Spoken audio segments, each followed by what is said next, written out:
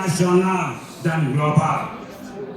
Kami melihat bahwa sinkronisasi menjadi masalah utama dalam tata kelola pembangunan Aceh yang berakibat pada kegagalan pemerintah Aceh dalam penggunaan anggaran pembangunan untuk mensejahterakan rakyat. Peristiwa mangkraknya Waduk Gerto dan dikeluarkannya proyek Tol Aceh dari program strategis nasional tidak boleh terulang lagi di masa depan.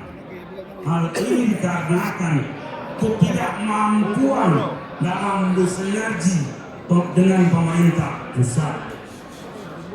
Kita bersyukur dalam kepemimpinan kami yang singkat beberapa waktu yang lalu